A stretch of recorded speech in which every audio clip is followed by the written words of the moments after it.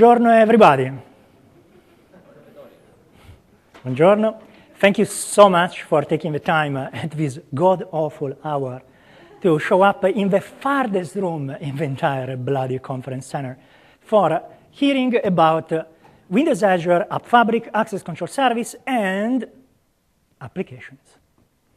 My name is Vittor Bertocci, and as usual, as you can hear, I am from Redmond. And my role is to evangelize identity for developers, which brings me to my first question. How many of you guys are developers? Perfect. Everybody else, you are welcome to stay, but this session is entirely for developers. There will be something like 30 to 45 seconds in which I'll say something of interest for administrators. So there are 500 sessions in this conference. I strongly encourage you to go to some other place where you can make the best of your money. If you choose to stay, please don't write in the feedback, oh, this was for developers. Deal? Deal. Perfect. Also, I am from the PST time zone, so right now, normally I enter my REM phase. So it's going to be hard to stay up. I'll do my best, but I need your help. So please be a bit interactive. Otherwise, this is going to be like, okay? We are not starting very well for interactive. Okay? Oh, good, good. And you are warned, I'm going to annoy you for the 1 hour and 15 minutes like this. So be prepared. And that said, since I want to beat perfect. Thank you, guys. I am a strong believer into contracts and being very clear. So let's start straight into Visual Studio because we want to beat the record of slide to demo. And let's exactly enact what we want to solve. Here, I'm in Visual Studio, and I want to create my cloud applications. How many of you guys already worked with Windows Azure? Excellent. So for everybody else, this is trivially simple. Since we already said that you are now developers, so I'm going to assume so. It is very simple. Here, I'm just picking Windows Azure project and hitting OK. I'm not doing anything weird. And here I have different flavors of things that I can run in the cloud. In this case, I want to run a website. So I'm just adding a web role, again, keeping all the defaults. And substantially, here the system creates my little project, which basically is one website, as you can see here, web role, and one project, which describes how I want to deploy this website on the cloud. And if I hit F5, I will have this application running on my local simulation environment, so that to all practical means, it's running on the cloud. A very small one, very low quote, but a cloud nonetheless. And so far, I'd assume that there is nothing strange. So now I'll ask you, let's say that I wanted to add to this application the capability of connecting to Facebook. I want Facebook users to be able to sign in this application. What should I do?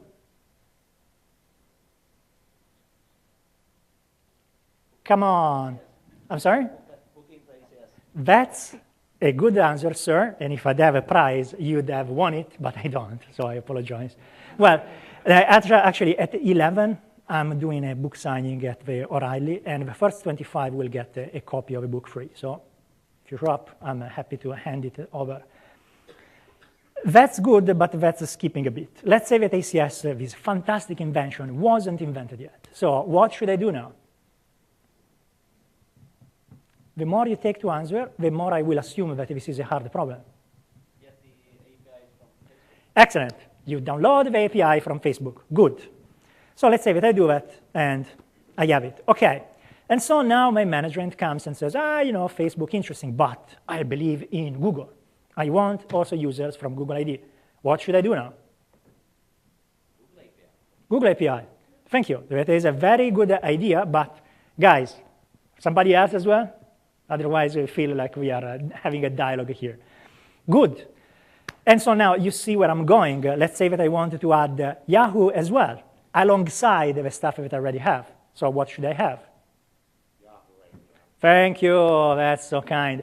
And now the last one is slightly different. This thing is running in the cloud. And I would also like my users of my local directory to be able to access this application. But this is not running on my internet. So what should I do? Hard questions this morning, eh?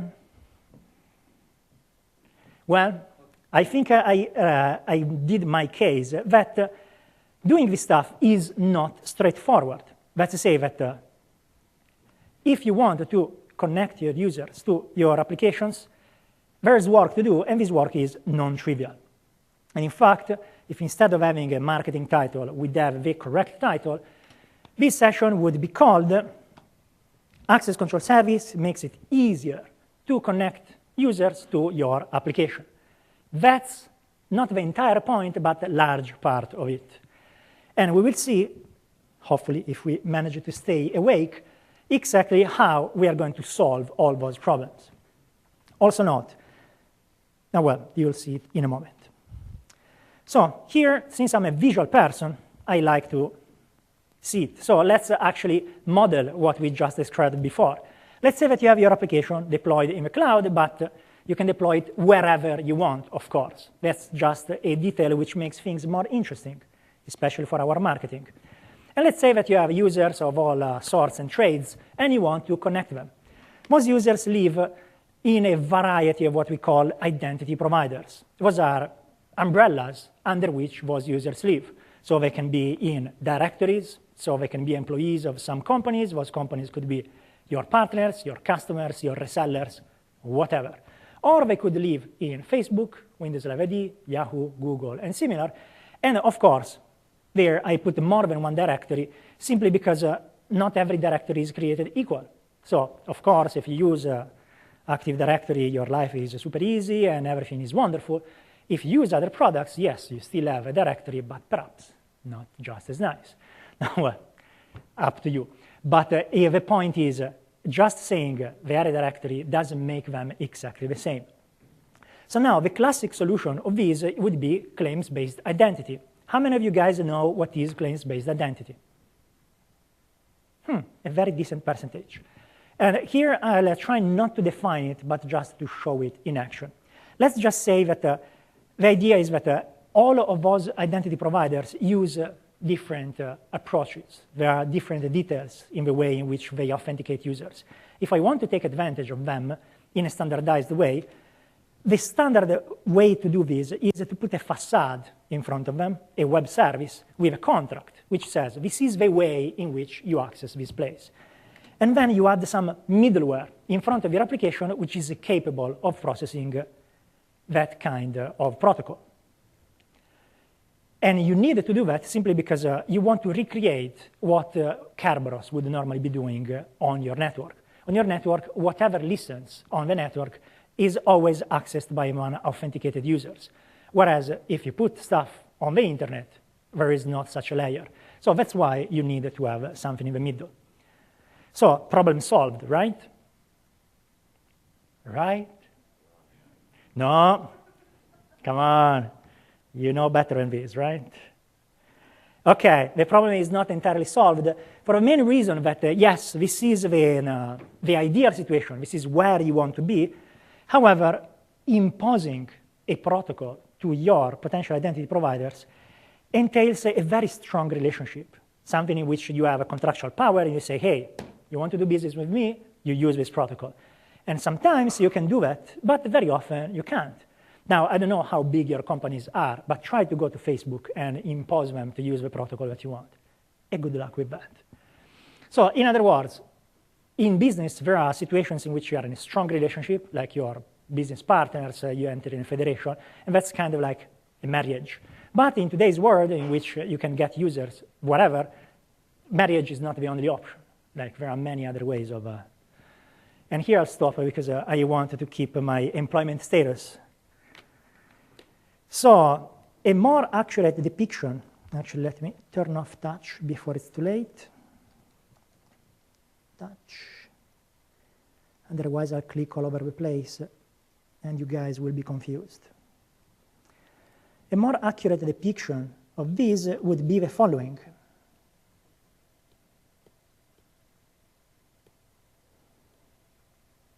All those guys have actually different protocols. They are all very different. They are like a jigsaw puzzle with their own little shape. I didn't find the different shapes, so I used different colors. I hope you'll have this imagination effort for moving a step forward. And for calling those guys, what you need are typically matching a client component. So here, let me show that they actually match. And if you wanted to maintain the traditional approach, that means that your middleware there needs to be capable of processing all those things. So that means that you need something for each of those protocols, which means quite a lot of work. Now, can this be done? By all means, absolutely. Can be done, and it is not even especially hard.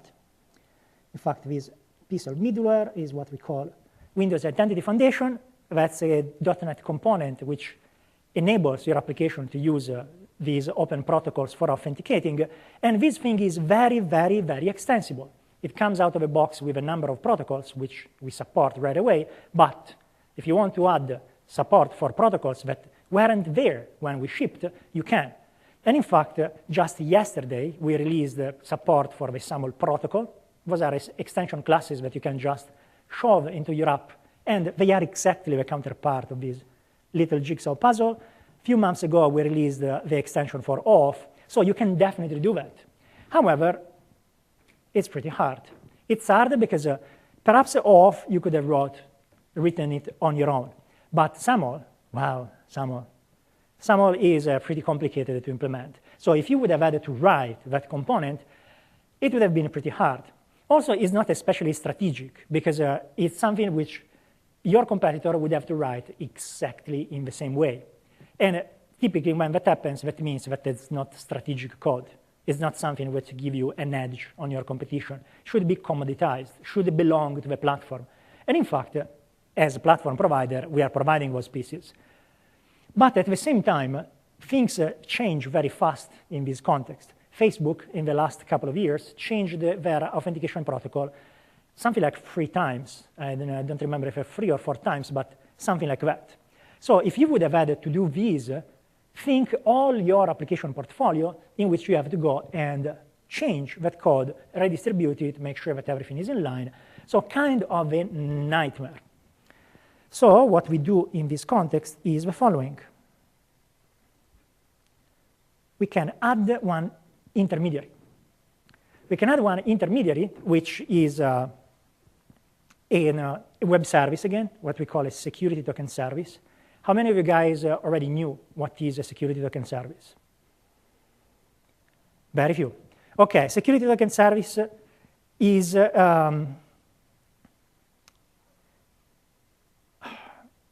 how to define that? That's easy. Because I'm trying to find a way in which I don't have to tell you the entire story. It's a special flavor of web service which is capable of emitting what we call security tokens. Security tokens are little artifacts, little, they can also be pretty big, which represent the successful outcome of one authentication. So all the guys that you see here, they are security services, security token services. And this guy is also a security token service, but the main difference with those other guys is that this is not a facade on top of one set of accounts, but it is in fact something which is capable of transforming authentication tokens, so that when you receive an authentication token, it actually can process it somehow. And it can also be used for things like managing your relationships. What do I mean with that? When you have a components here directly in your application, then from your application, you have to do the necessary arrangements for deciding from where you want to accept users. So for example, here, there is no Yahoo. So that means that if a user tries to authenticate with Yahoo's, you'll push it out. Actually, you won't even offer that as an option. And all the management is in here. However, if you add one intermediary, at that point, you can actually outsource everything in here. So just for showing you what that means, if now I'm going to represent relationships with lines, that means that right now your application is handling relationships explicitly. So once again, imagine that you have a portfolio of applications. You have to do the same for all of them. Now let's instead add into the picture our intermediary. And let's say that you choose one protocol that you use for talking with intermediary. Hop. And then at this point, you can outsource everything else to the intermediary. So now, in your application, you need to maintain only one protocol, one relationship. And then you can have everything else in here. So substantially, you get out of a business of having to run after these implementations, and you're done. Hard? Seems very straightforward to me. Great, I see some nodding. Excellent. Good. So that's the basic idea. So enter the access control service. The access control service is that intermediary. That intermediary is an architectural role. You can have multiple things that play that role. Even if you want to keep things on premise, the ADFS installation in your Active Directory. However, the access control service is one cloud-based offer. This is a pure platform as a service in which you get this capability without getting any of the annoyances of maintaining it.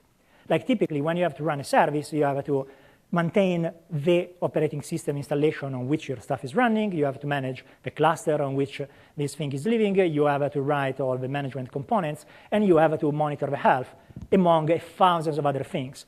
In here, instead, this is a pure platform as a service. That's to say that you want authentication capabilities, you get them, without any of the annoyances which would come with maintaining your own instance.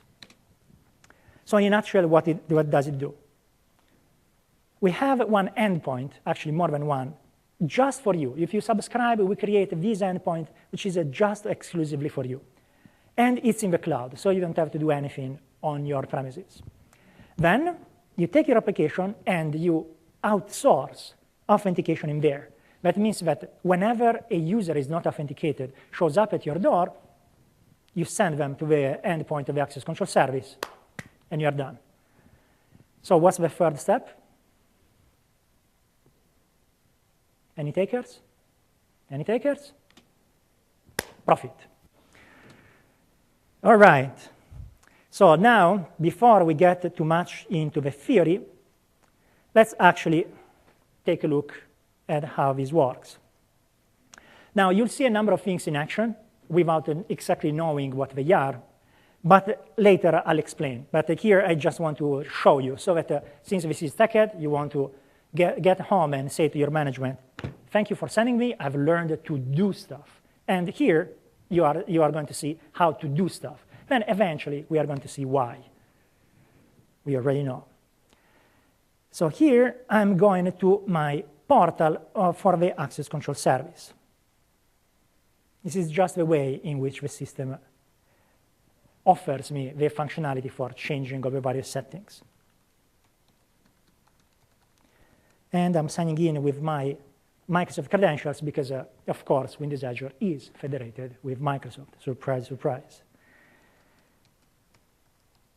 Let's see if I remember my password. It turns out I don't. I'm very sorry, Matt. Oh, come on. Don't tell me that I have caps lock. No, the name is correct. Is that probably I have a caps lock on. Let's try again.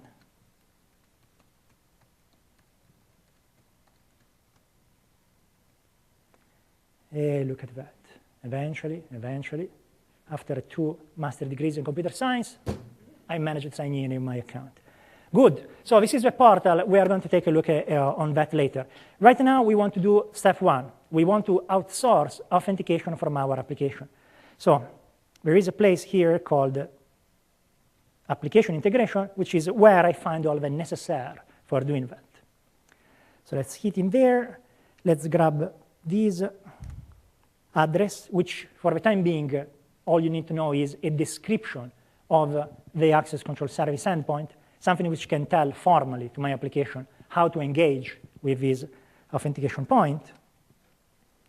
So I'm coming here, and then, how many of you guys ever used the Windows Identity Foundation? Very few. Okay, what you're going to see here is one extension to Visual Studio, which is added by Windows Identity Foundation. And it is something which can be used for using those open protocols which I mentioned before, so that you don't need to know any of the details. The tooling does all the heavy lifting. In fact, here I will also need the URL of my application, so let me run it again for a moment.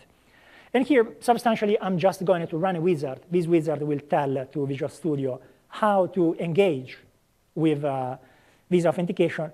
Think of this as configuring your forms authentication automatically, but instead of using forms, you are going to use one open protocol, which in this case is WS Federation. So right-click, add the STS reference, and here we call it Federation Utility Wizard. You can ignore most of this wording. All you need to do is paste the address of your application, move to the next step, say that you want to use an existing STS. The other options are for testing. You can go back here, copy this string, paste it in here, move next. And now this wizard is reaching out, consuming this description, and changing your web config so that now it is configured to use this stuff. Now you have to just add one little thing, since there is a small bug when you use it with Windows Azure. Request validation mode 2.0. Okay, so from this moment on this application, I have to do nothing. I told the application, authentication happens elsewhere, and now I'm done. So I'm now going elsewhere. I'm going again on the portal. So why did we do this? Because we wanted to add identity providers. We wanted to be able to talk with many identity providers. So here, there is the part where I can actually add them. Again, I'll go into the details later. Now I'm just showing you how to do that. I already have a Windows Live ID, because by default, you authenticate with Windows Azure using Live ID, so that's the only identity provider that you get in there and you can't get rid of. But potentially, you can just elect not to use it with your app. And let's add something else. Here I have a number of options: WS Federation, which I'll talk about it later, Facebook, which I'll mention later, and then I have this list of pre-configured identity provider, so Google and Yahoo. Any preference? Google. Then later I'll ask you why. What? Thank you. Google. Next. And it's not hard. It just tells you, how do you want to call this? Well, I'll call it Google. Save. Perfect. From now on, I'm accepting identities from Google as well. So now I have to do one little thing, which I will ask you not to. Oh, no, not yet. OK, so now I have my identity provider. Now I need to tell to the access control service about my application, because my endpoint here will not give authentication tokens to any application. I have to explicitly say, hey, this is my application. Of course, this is for security reasons, because as we will see later, in these tokens, you could actually have user information. So you don't want to give it to just anybody. So in the identity parlance, an application is called a relying party. It's easy, because it relies on one authentication point. So if I just come here, I can hit add, and let's call it sample2. And here there are a number of settings which basically reflect the kind of protocol that I want to use for talking from the application to this endpoint. In this case, I would be using WS Federation. If you want to fill things by hand, you can absolutely do it, but there is an easier way. When I made the add STS reference here, not only I changed the web config so that I'm now using these kind of open protocols for authenticating, but I also created this file. this is a description, which is the counterpart of a description that I used for doing the add STS reference, which substantially describes my application in a formal way for authentication providers. So in this case, all I need to do is to point the access control service to this description, and I just close the circle. The access control service will read everything it needs from this file. So let me grab the address, Control-C. So here, as you can see here, I can grab my file. OK. And from this part on, substantially, the access control service has everything it needs for creating the counterpart. So now I have my application, which is officially recognized. As you can see here, it read the address. If I would have been encrypting stuff, it would have read the encryption token and everything. Yes, sir? I'm sorry? Don't you need a signing key between them? The question is, don't you need a signing key between them? And the answer is yes, the signing key is the one within the access control service. Now I'm using the default one. The access control service generates one key by default. If you want, you can add something of your choosing. Doesn't that application need to sign with key as well? And the question is, does the application need to sign as well? And the answer is no. The application, if you want, may encrypt, or actually may be required to decrypt the request. So if you are not only signing the token, you have to sign the token, but you also want to encrypt it, then in that case, the access control service would need to know which certificate to use for encrypting. But signing is only the STS. Great. So here, substantially, without understanding any of these, I just added my federation description, and I'm done. So now let's come back here. Do we want to add another identity provider? Yes, let's add it. It's so easy. So let's add, for example, Yahoo. OK. So now I need to do that thing that I don't want you to look at yet. So think about something else. Those are not the droids you were looking for. Perfect. Done. See, it wasn't painful. Good. At this point, I have everything I need. I said to the access control service which identity providers I trust. I described my application in there. So I can come back to my application, hit F5. You may have noticed that apart from that little line in the web config, which was just because of a little bug, I didn't change anything of my application code. And here I am. My access control service is offering me a list of identity providers that I can choose from. So let's hit Google, for example. Let's be John Doe. Yep. Et voila. I'm in. So I wrote very little code, and above all, actually, I didn't write any code. And now, at this point, I have the freedom of adding whatever identity provider, no matter which protocol they are using. That's to say, my application is now completely decoupled from that. Now, remember your answers at the very beginning. What should I do if I don't have anything like this? If I want to integrate with all those different identity providers, I'd have to download all their APIs, I'd have to implement them, and I would have to find ways to make them coexist, which is pretty hard. Yes, sir? So in this example, you have the web application on Azure, then you have the ACS. Do you have to have the application in Azure to use the ACS, or can you have an on-premise application? The question is, can I you do the same with an application which is on-premise as opposed to in Windows Azure? And the answer is absolutely yes, you can. Like, as long as the client can resolve the internet address where the access control service endpoint is, then you are fine. You can put your application wherever you want. So if I have an Azure, I'm paying by the instance, how do you get charged for this? So the question is, how do you get charged for the access control service? Thank you for this question, because I may have forgotten to make this very important point. Between now and at least the end of the calendar year, you aren't.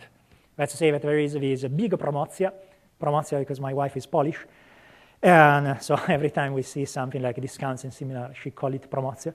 in which you can use the access control service in production. You can get 1 trillion token a day. We don't care. You can use it completely for free. Coming 2012, we'll start to charge, but very, very lightly. Let's say that I believe that the current thinking is $1.99 for 100,000 tokens per day. So pretty cheap. Perfect. Yes, sir. That page where you showed all the different identity providers, does it have a feed to an XML RSS feed where we get that? And I guess could we customize that page? Hold that question. In a moment, you'll see exactly what we are talking about. So now, before we actually get to that part, let me add yet another identity provider.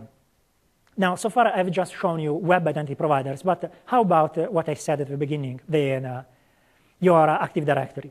Now, here, if I'd be an admin, I'd probably go around with my portfolio of virtual machines, but I am a developer. So I'm kind of allergic to setting up Active Directory and doing all these weird things. So I wrote this little sample, which substantially simulates an instance of ADFS. In other words, this on the wire behaves exactly like ADFS so that you can use it for testing purposes. So if you wanted to simulate your Active Directory, or if you want to simulate having multiple ones, you can download this sample. It's very straightforward, doesn't even require installation. You just launch the exe like I did. It reads the certificates from the file system, so it installs nothing, and you can use it for simulating your Active Directory. So let me just hit start. Okay. So this endpoint now pretends to be Active Directory. So I can come here, do add identity provider. This time I want to keep AWS Federation. Let's call it as usual org1. Org1 as well. And here, once again, I could configure it by hand, or I could simply upload our multi-purpose configuration description. And that's exactly what I'm going to do.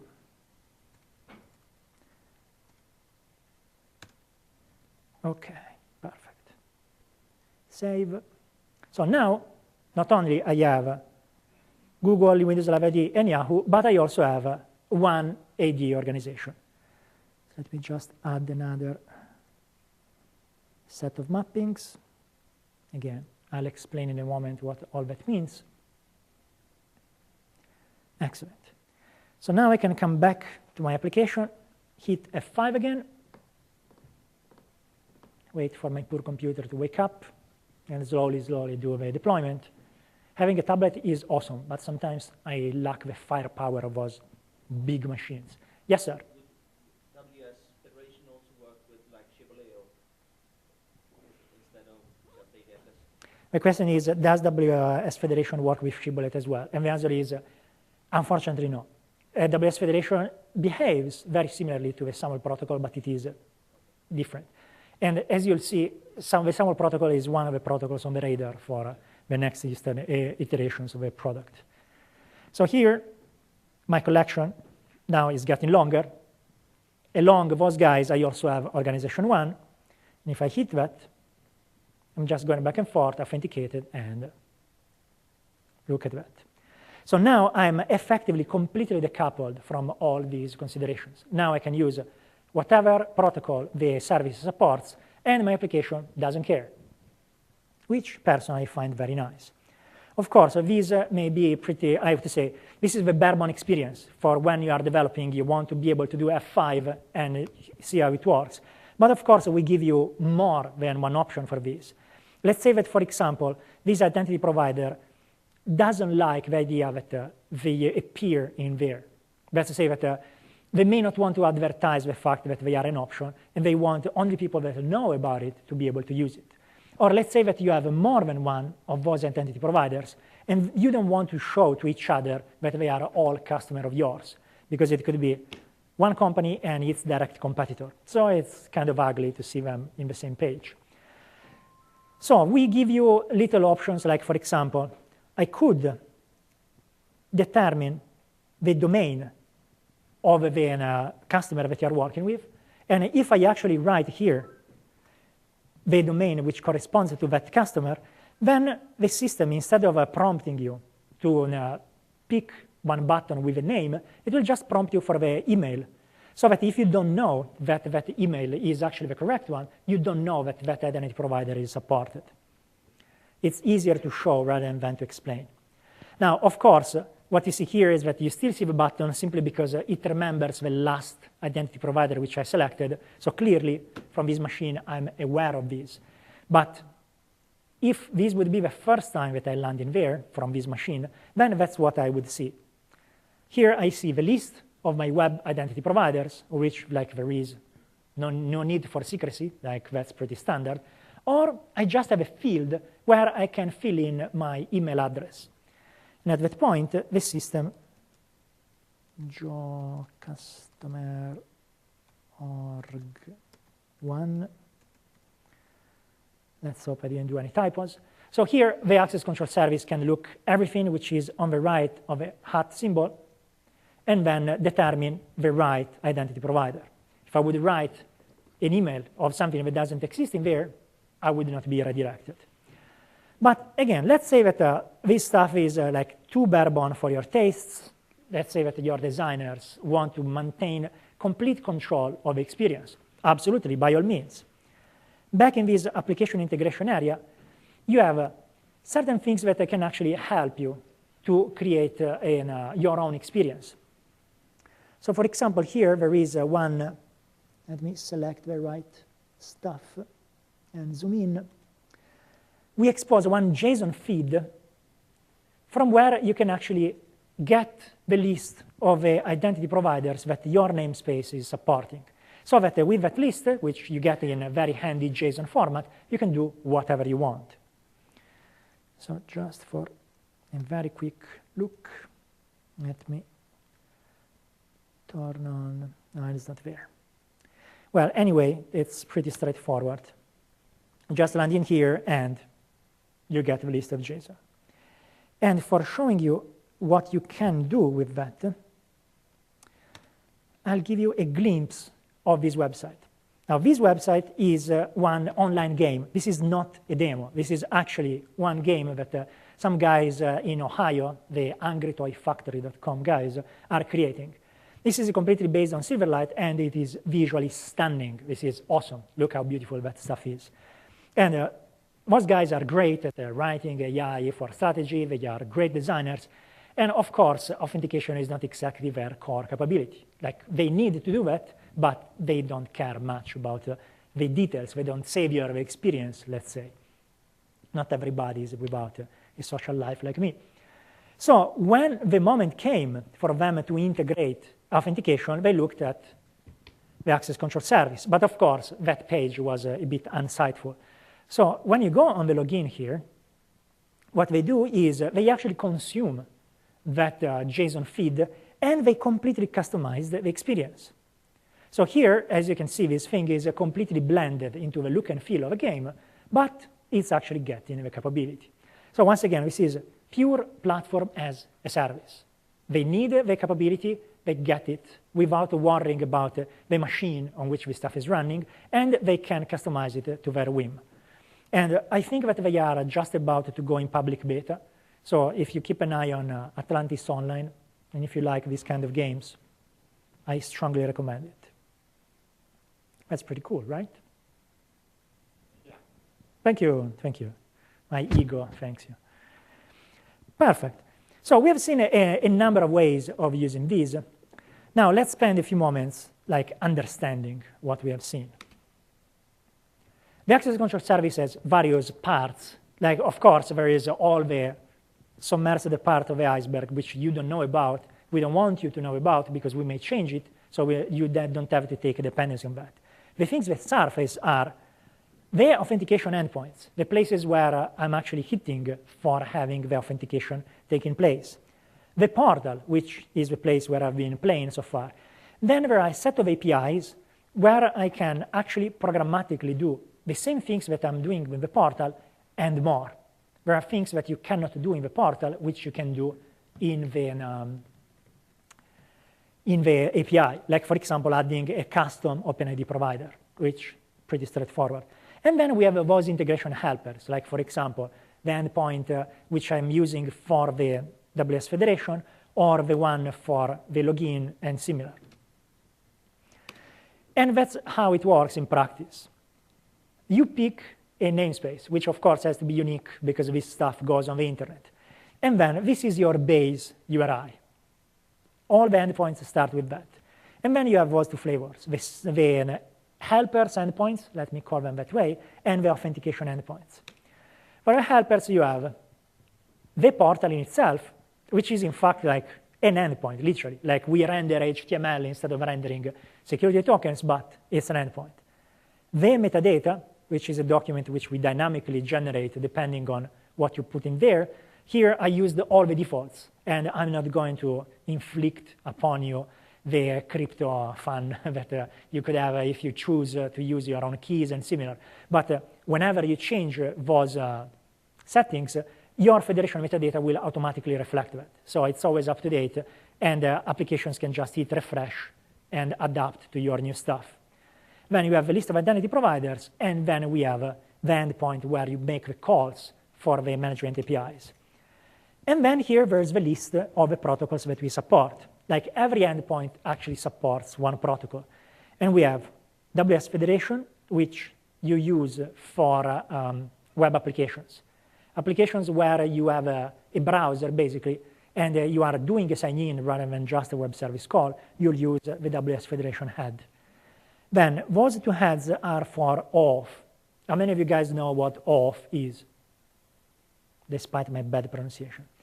Auth is a protocol which is being used by web applications for doing delegated authentication. It is all the rage right now. Everybody is talking about it. Not everybody exactly knows what they're talking about, but that's fine. That's how the hype works in IT. So we've been through that before. But anyway, it's very, very promising. Like this is going to be huge. And then we have AWS Trust, which is the endpoint that you use for traditional SOAP-rich web services. So if you have, for example, one company calling one bank for saying, hey, it's the 27th of the month, pay all the salaries for my 5,000 employees, this is probably the protocol that you'd want to use because it has no repudiation, it has always kind of goodies for very high security. And so very quickly, just for giving you a feeling of what happens behind the scenes, here I'm showing you the classic swim lane diagram of what happened every time we hit the authentication and went back and forth. And for your viewing pleasure, I omitted all the redirects. The browser, the only way that it has of sending you around is, in fact, to send 302s. That's to say that if I land on one page and the website wants you to go somewhere else before coming back to that page, like, for example, when you need to authenticate, the only way that the website has to do that is to send you a 302, let's say redirect, and say, what you're searching for is not here, it's there. And so all those interactions always go through the browser for this trick. But this would crowd the diagram, so I'm omitting them. But think that pretty much every line means that I would go back to the browser. So here from the browser, I'm trying to get one page. I am not authenticated. So these add STS reference created this middleware, which recognize that I'm not authenticated, so sends you something which will redirect you to the place where you can make the choice. And this place, in my sample, was living in access control service. Instead, in the game online, it was actually living on the website. So here, you have freedom of playing a bit with that. Once you get this, you render your list, you pick one, and you go to the one that you have chosen, like, for example, Google, in our example. Once you pick that, here Google will authenticate using whatever system they see fit. It's their choice. And then, once you successfully do that, you bring back the token to the access control service, and here the access control service will do something with that, which so far has just been, okay, good, you are able to obtain a token from that identity provider, so here there's another token, which states that you are authenticated. At this point, you send it back to the website, and the website is happy. So No rocket science. This is all perfectly standard stuff. But here, in fact, there's more than meet the eye. So let me go a bit in the details of how this stuff works. So let me copy some of this stuff. We want the cloud, we want one identity provider. Okay, let's go back here.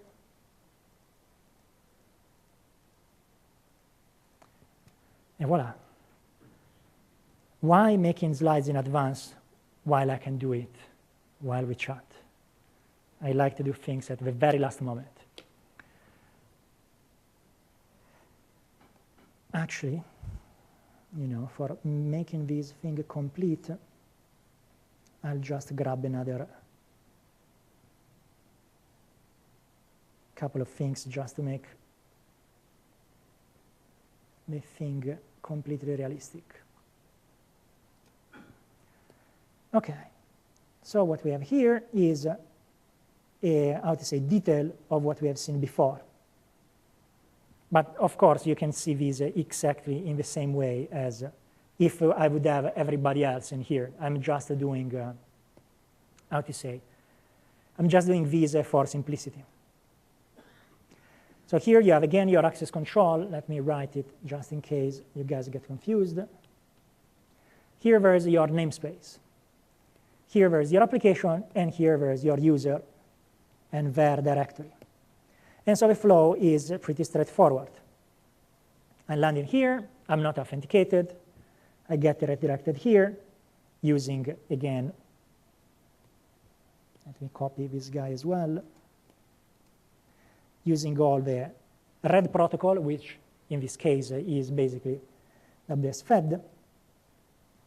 And in this case, I get my choice, my page with all the various links.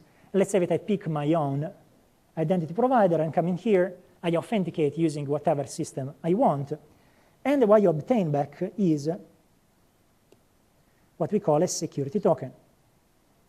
So we already defined before what is a security token. This is just the visible outcome of a successful authentication. So I managed to authenticate with this guy. As a prize, I get a token. What we didn't say is what can be inside this token. Inside this token, I can have a number of attributes of a user, which just for the fact that they are inside the token and the token is signed, are actually directly coming from that authority. In other words, if those attributes are within something which has been signed by that authority, whomever trusts that authority to say the truth will believe into that stuff. So that means that if I need that information from my application, I can avoid provisioning that in advance. I can receive it contextually to my authentication. And those attributes go under the name of claims. Perfect, exactly. So they are so important that they give a name to the entire thing. So when I successfully authenticate here, I get a security token. And then the security token in these various back and forth gets forwarded here using actually the protocol of choice. Now, here the access control service, what we have seen so far is that basically it just takes whatever is in there and copies the results and send the token back. In reality, we can do more than that. We can do some manipulation so that we can change the content and we can make it more digestible to our application. So for example, these token may carry information that are useful for us for authorization, and we can actually process it at this point. Like for example, let's say that you want to map groups into roles. Your application has like various customer levels, gold, silver, bronze, and similar. Of course, the organization here doesn't have those roles, and you want to assign those roles outside of your app because more than one app may be using that. You can use the access control service for doing that. And then what you do is what we say that you transform the token. And so now at this point, the transformed token gets sent to your application, and your application can process it. So pretty straightforward. Now let's take a look with that. Let's see how this works. So far, we haven't looked at the token. We just used it. So let me go here, and let me add one little tool, a component which you can download, which substantially is like a debug component, which can show you the content of the token that you are receiving. So here, I added it. I just have to add one little line for making it work. Otherwise, it won't find the token. OK. So let me hit F5. And slowly, eventually, applications come back to life. We'll get the usual choice. Let's go with organization 1. Actually, no, let's go with Google, for example. Again, John Doe.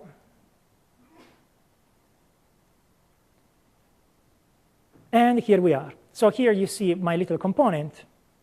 And if I take a look at that, I can see the content of a token that I received. In this case, I have a list of attributes, like my email address, the name, and one unique identifier which Google creates just for this specific user. And I can use this information to my advantage. If, for example, I actually come in with organizational token, let's say not from Google Web and similar, but from my org. Let's see, Joe, customer org. I'm unfortunately a very bad typist. That's a career limiting thing, so you guys learn how to touch type. Here I have way more rich information. So I have information about role, about groups, and similar. So I can actually take advantage of this information for authorizing. So let's be a bit more practical about this. Let's go in our web config. Our web config here is not using anything especially weird. We are in fact using our good old ASP.NET authorization entry. All I'm saying here is I want authenticated users. I'm not saying anything else. Now what I can do is comment out this guy and add something slightly more interesting. Like, for example, I deny all users, but I allow role sales. Good. So now I can hit my play. Again, I'm not changing any of the code. I'm just playing with the config. Let's go with organization 1. And since Joe is in sales, this worked out pretty well. But if now I choose somebody else, like, for example, Google, anybody can guess what will happen? I can't hear. Rejection, what everybody is afraid of, or at least I'm afraid of. And I'm not ashamed. And in fact, yeah, thank you for your token from Google, but you are not on sales, so get out of here. Well, and here this is actually an interesting point. Like when I authenticate people coming from organizations, I can get structured, rich information about the user, which I can take advantage of. Now, how can I bring into the fold of my application also people that live in these kind of like web identifiers in which I don't really have a lot of information about? Well, this holds not just for authorization, but in general. Let's say that when you sign in using Facebook, congratulations, you are one of 700 million people that can display the same ability. So here, basically, what you need to do is implement some schema which makes sense for your application. So one very common way is, for example, sending email invitations, in which at least you can verify that your user is capable of recognizing, of accessing a certain email address. And there you can add the one link which includes the capability of registering, and then you just use that. Or you can give users the ability of sign up. And you can actually have this information persisted on your local environment, like you just do the equivalent of a membership provider, but instead of having a username and password, you just delegate to external identity providers the management and verification of credentials, or you can actually use the access control service. Let's say that we can use that feature that so far I just said those are not the droids we were looking for, but instead now we can look at them, the rules. Those rules basically are the way in which you tell to the access control service how to process the tokens that you're getting from other identity providers. And you can use them for things like, I know that Joe is in sales, so I am actually adding a rule for Joe to actually be able to access my website. And for doing that now, I need to actually go back to what I was doing before. So let me uncomment these. Hit F5 again, because I want the value of a claim which will allow me to recognize Joe as Joe, basically. So Google, John Doe, allow. Okay, so here's the content of a token. So which one would you choose? Like I need to choose one of these attributes and use it as a unique identifier for Joe, so that if I want to attach information to Joe when he signs in, I can use that as an anchor. Which value would we use in here? I'm sorry? Either the email or the ID. Excellent. Either email or ID. That's exactly right. Now, the difference between the two is important. One is that the ID is actually something that is unknown until Joe actually signs in. Until Joe signs in, I have no way of predicting what this ID will be. So this is good for things like self-sign up, or if you just want to send invitations to one email, but you don't want to tie the authentication to that email. Like, for example, I may be receiving the notification email registered with this website on my Microsoft account, but I may choose to use Google as an account. So here, the name identifier would be the correct one.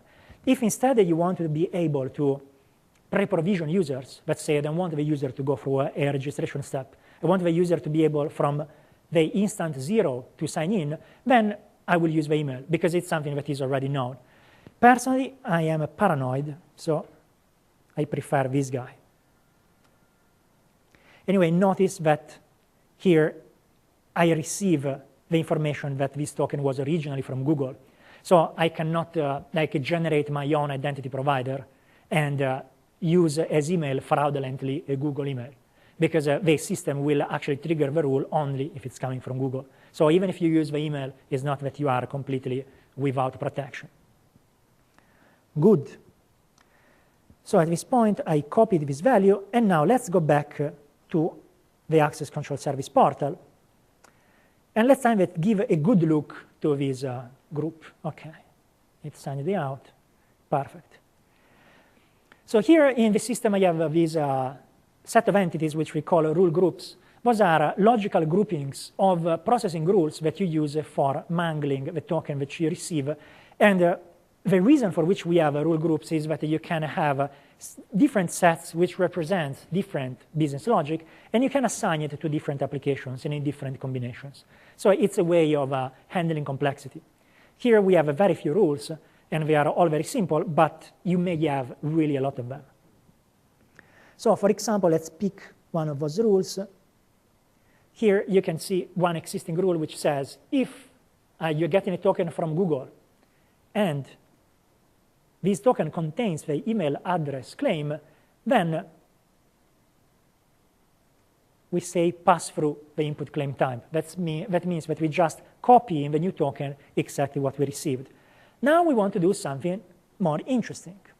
So let me go back. We want to create a new rule in which we say, yes, if you're coming from Google and your input claim type is name identifier, and the value is Joe, then I want Joe to be in the role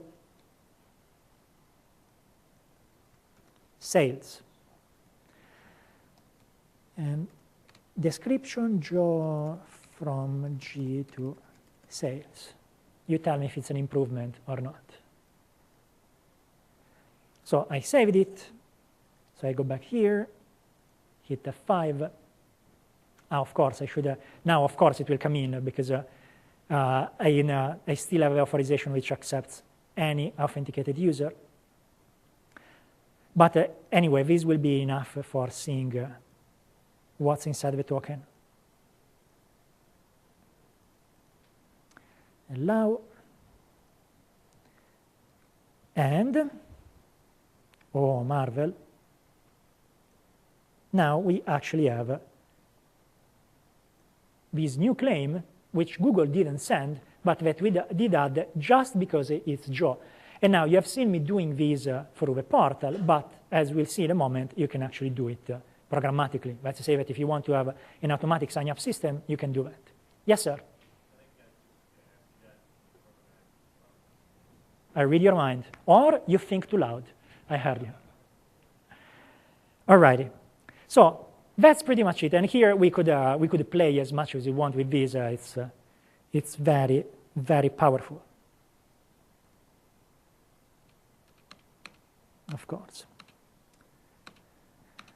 And the structure of rules, just to summarize, is very, very simple.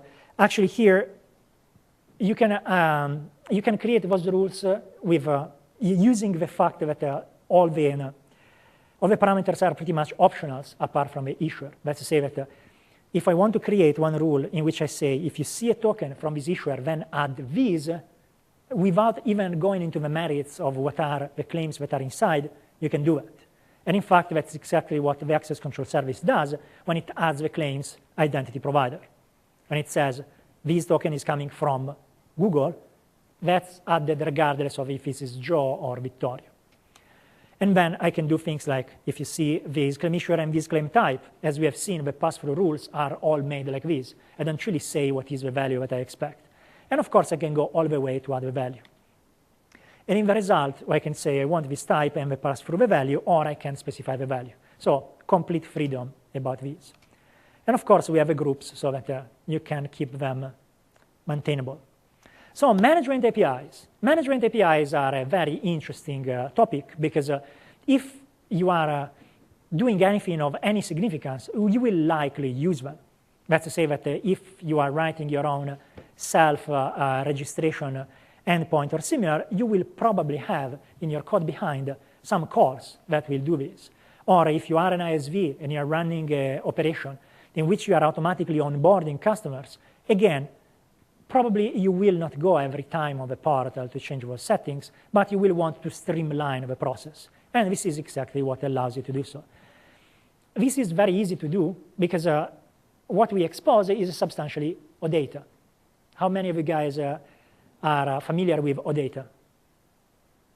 Not a lot. For everybody else, that's just REST with a fancy name. Very, very straightforward.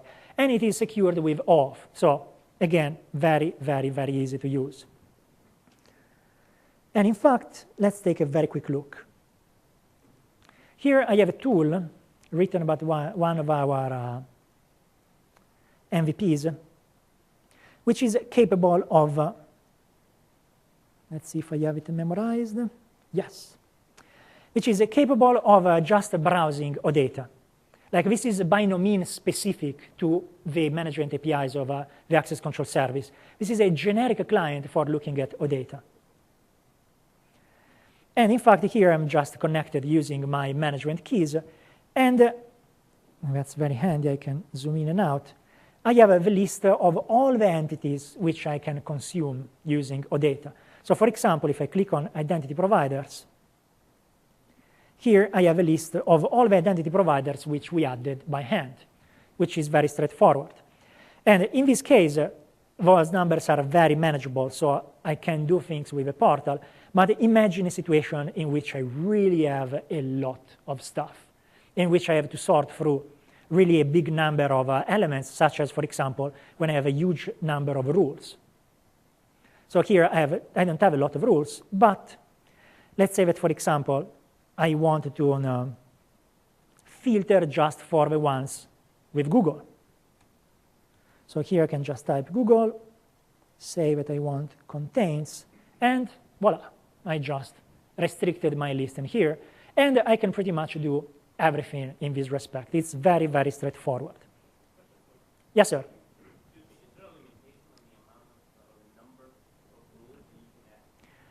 I think there is, but I don't know the exact number. Perhaps somebody in the back can come to my rescue.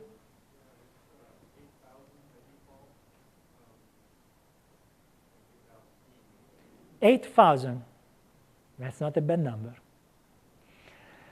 All right, and now, for once, I get to use one slide which I always delete from the template. I am very, very excited. Announcing. So we wrote a little sample. The owner of a product just had his jaw dropped saying, what is he doing? Because this is not coming from the product team. So if he was rightfully scared, I was going to say something weird. Well, this is one sample, so this is not part of a product, so don't expect big support from me, because I have a wife, and she's very demanding. But what we did was creating a set of commandlets which wrap the APIs that you have just seen. We will distribute them tonight if I manage to sign the package and upload it on Codeplex.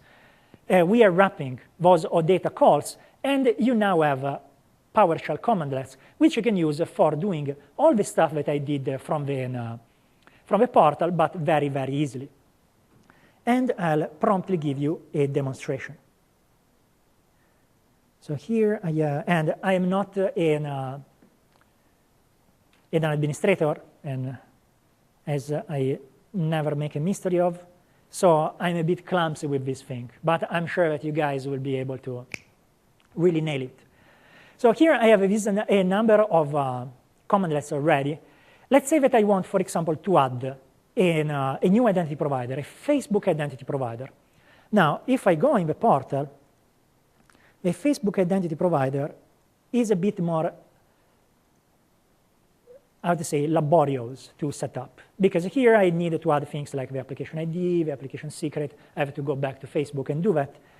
And let's say that I'm adding these to a number of properties, and I have to do it all the time. So every time coming here, cut and pasting, it's kind of nasty.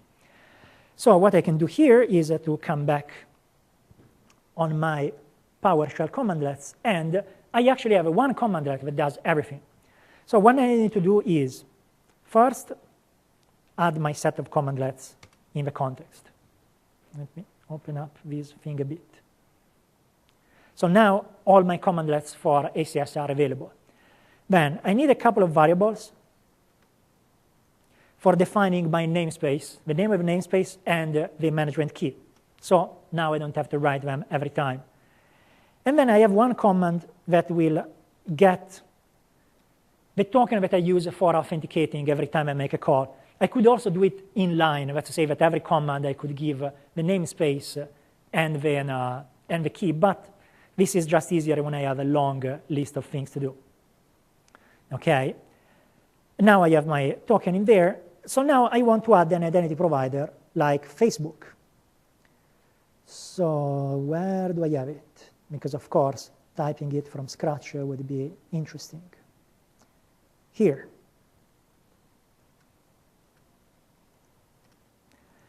And the syntax is very, very intuitive. It's add identity provider. I'm passing the management token. Here I have various types of identity providers, because like if it's WS Federation, I have to pass different things. If it's pre-configured, I just have to say I want Google or Yahoo or Live ID.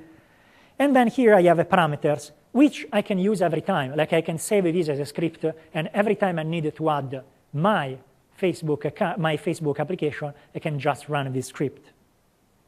I'm doing it step by step so that you can see it. So I hit enter. We'll think out about it for a moment. And now it just tells me, see, I added it. And if I go back on my list of identity providers, it's there. Isn't that great? And now if I want, I can add all the rules. Like you know that normally I'd have to go there and add the list of rules for making the mapping with all the claims. And again, here I could do that easily with just 3 lines. those 3 lines, I would grab the relying party, and I would grab the group, and then I would add these rules. And again, imagine that I have to do this every time. I can just save the script, and that's it. There is one thing that you cannot do in the management portal, and that's adding an OpenID provider. And now that we have these little commandlets, it's 1 line in which we say add identity provider. We give the management token, which we use for getting in there. We just say that we want to give you all the details. When we say manual, that means that instead of having these shortcuts saying Facebook, we give you all the details. And so we give a name to our system. We say we want to use the protocol OpenID, and then we give the address of my OpenID. At this point, I just hit Enter, and I come back in here, F5, and voila, I have an OpenID provider.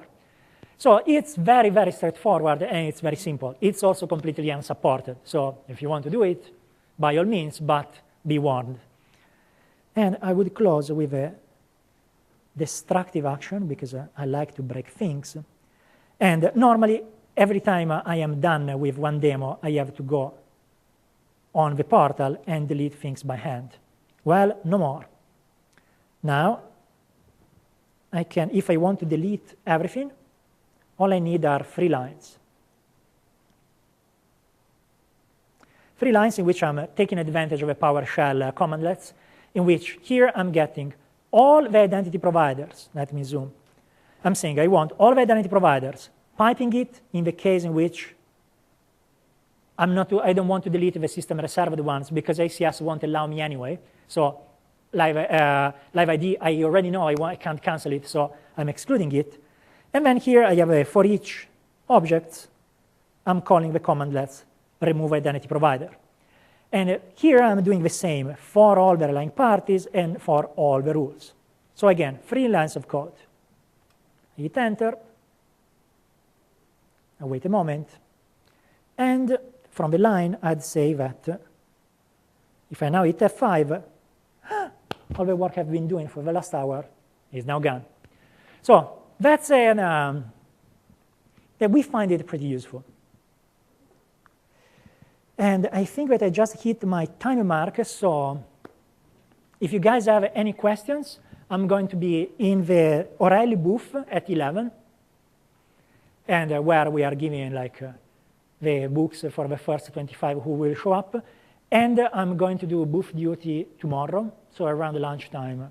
If you have questions, you can come to the cloud area, and you'll recognize me. I have a very long hair.